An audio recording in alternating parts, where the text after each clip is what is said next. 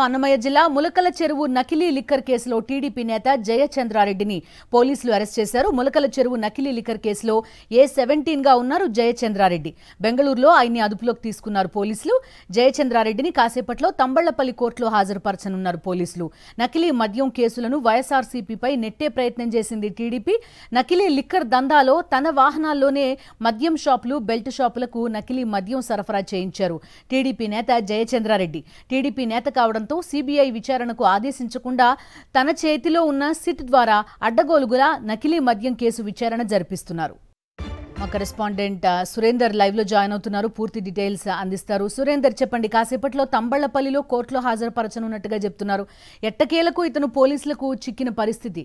ఎందుకింత ఆలస్యమైంది అంటే ఏం చెప్తారు? ఎంతవరకు వచ్చింది సిట్ విచారణ?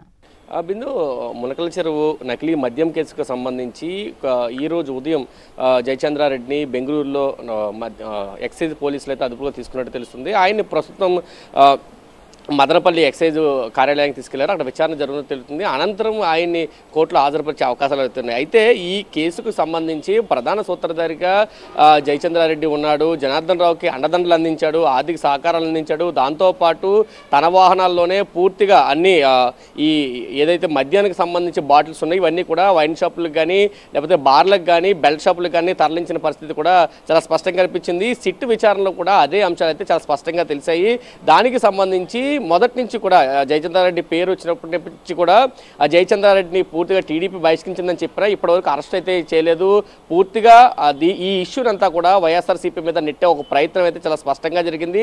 దానిలో భాగంగానే జోగి రమేష్ అదేవిధంగా కొంతమంది వైసీపీకి సంబంధించిన నేతల్ని ఈ కేసులో ఇరికించి అరెస్టులు చేసిన పరిస్థితి కూడా మనకు రాష్ట్రంలో కనిపించింది. అయితే పూర్తిగా టాపిక్ డైవర్ట్ అయిందన్న తర్వాత మాత్రమే జయచంద్రారెడ్డిని ఈరోజు బెంగళూరులో అరెస్టులు చేసినట్టయితే చాలా స్పష్టంగా తెలుస్తుంది. మునకల చెరువులో ఎప్పుడైతే నకిలీ మద్యానికి సంబంధించి బయటపడిందో దాని మూలాలన్నీ కూడా ఇబ్రహీంపట్నంలో, ఎన్టీఆర్ జిల్లా ఇబ్రహీంపట్నంలో కూడా బయటపడ్డాయి. దాని మీద వైఎస్ఆర్సీపీ పెద్ద ఎత్తున ఆందోళన చేస్తుంది. నాణ్యమైన మద్యం అందిస్తామంటూ నకిలీ మద్యాన్ని సరఫరా చేశారు. దాని ద్వారా కోట్ల రూపాయలు టీడీపీకి సంబంధించిన నేతలందరూ కూడా దోచుకున్న పరిస్థితి కనిపించింది. నకిలీ మద్యం మీద పెద్ద ఎత్తున ఆందోళన కార్యక్రమం కూడా జరిగాయి. అయితే ఇవన్నిటిని కూడా డైవర్ట్ చేయడానికి వైసీపీ మీద నెట్టివేయడానికి ఒక ప్రయత్నం అయితే చాలా స్పష్టంగా జరిగింది. దానిలో భాగంగానే కొంత జనార్దన్ రావును అరెస్ట్ చేసిన తర్వాత కొంత డైవర్ట్ చేసే ప్రయత్నం చేశారు. జనార్దన్ రావు నుంచి ఒక వీడియో కూడా విడుదల చేసిన పరిస్థితి, అది ఆ సిట్కి సంబంధించిన అధికారులే దాన్ని వీడియో బయటకు వదిలిన పరిస్థితి కూడా కనిపించింది. అనుకూల మీడియా ఏదైతే ఉందో ఎల్లో మీడియా, ఆ మీడియాకు సంబంధించి లీక్లు ఇచ్చిన పరిస్థితి కూడా మనకు చాలా స్పష్టంగా కనిపించింది. పూర్తిగా ఈ కేసు అంతా కూడా కొలిక్కొస్తుందన్న నేపథ్యంలో ముందస్తుగా సమాచారం మేరకే ఈరోజు జయచంద్రారెడ్డిని అరెస్ట్ అయితే చేసినట్టు తెలుస్తుంది. జయచంద్రారెడ్డి దీనికి సూత్రధారిగా ఉన్నారు అనేది చాలా స్పష్టంగా అవుతుంది. అయితే దీనికి సంబంధించి మొత్తం దీని మీద సిఐడి విచారణ జరిపించాలని ప్రజా సంఘాలు కానీ ప్రతిపక్ష పార్టీలు కానీ కోరుతున్నా దాని నుంచి ఎటు ప్రభుత్వం ముందుకు వెళ్ళలేదు. కేవలం చంద్రబాబు చేతిలో ప్రభుత్వం చేతిలో ఉండే సిట్టుకు మాత్రమే ఇచ్చారు. సిట్టు పరిధిలోనే ఈ విచారణ జరిగించాలంటూ కూడా చెప్పారు. పూర్తిగా నకిలీ మద్యానికి సంబంధించి కేసును పక్కదారి పట్టించడం కోసం ఈ సిట్ని ఏర్పాటు చేశారంటూ కూడా ఆరోపణలు కూడా వచ్చాయి.